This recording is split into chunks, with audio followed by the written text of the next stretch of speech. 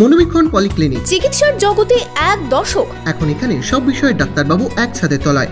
Phone করুন 7477999515 এই নম্বরে। টিকিট না কেটেই ট্রেনে চাপছেন?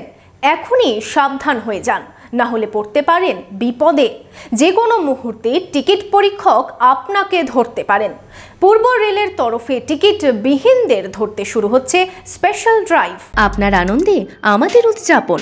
বিয়ে হোক বা পার্টি, বহরমপুরে এবার luxury banquet hall at golden retreat. জেলায় একমাত্র পিলারলেস ব্যাঙ্কোয়েট, আছে স্পা, সালন, ক্লাব মেম্বারশিপের সুযোগও। বহরমপুর শিল্প তালুকে গোল্ডেন রিট্রিট।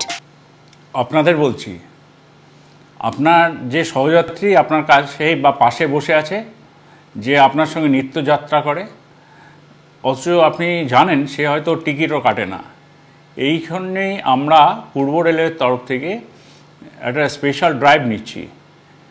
এই যে সহযাত্রীরা টিকিট কাটছেন না, আপনার সহযাত্রীরা, তাদেরকে একটু বলে রেখে দিন যে কোনো দিন যে কোনো মুহূর্তে, যেমন ধরুন তালদি থেকে আমরা হয়তো চাপবো টিকিট চেকিং স্কোয়াড সন্ধ্যে 6টায় বা 7টার সময়, তখন ধরা পড়লে কিন্তু সমাজে মান ইজ্জত একদম ধুয়ে যাবে, খারাপ লাগবে সবারই।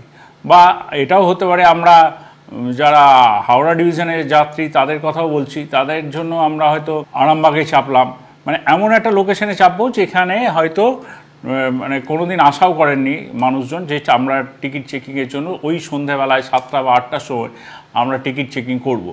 এটা উদ্দেশ্য কিছু নয় যে টিকিট চেকিং করে আমরা রেলওয়ে প্রচুর লাভ করবে, এটা নয়। কিন্তু যেটা উদ্দেশ্য সেটা হলো যে আপনার সহযাত্রীকে একটু বুঝিয়ে দেওয়া যে মানুষের উপকারের জন্য রেল এই কাউন্টারগুলো করেছে, ইউটিএস সিস্টেম করেছে যাতে সহজে টিকিটটা কাটতে পারে। আর বাসের থেকে রেলের ভাড়া অনেক কম, টিকিটটা যদি নিয়ে নেয় হাতে তাহলে তো অনেক সুবিধা, এই সামাজিক অসম্মানটা তো হয় না। যেমন আমরা এটাও ভেবেছি যে ঝাপটার ঢাল বা ওইদিকে কাটোয়া, এরকম ছোট ছোট লোকেশন ধরে আমরা চেপে যাব, চেপে গিয়ে বা ওইদিকে লালগোলায় চেপে যাব, বা ধরুন এখানে কুলটিতে চাপলাম, এরকম করে আমরা বিভিন্ন জায়গায় ছোট ছোট করে আমরা এবার টিকিট চেকিং শুরু করছি পূর্ব রেলের তরফ থেকে।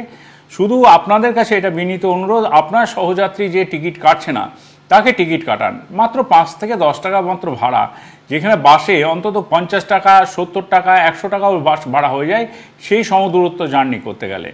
আবারও বলছি, রেলের কোনো উদ্দেশ্য নেই যে টিকিট চেকিংয়ের থেকে আর্নিংস বাড়ানো। রেলের একটাই উদ্দেশ্য যে সব মানুষই টিকিট কেটে চলুন এবং রেলের সঙ্গে সহযোগিতা করুন। ধন্যবাদ।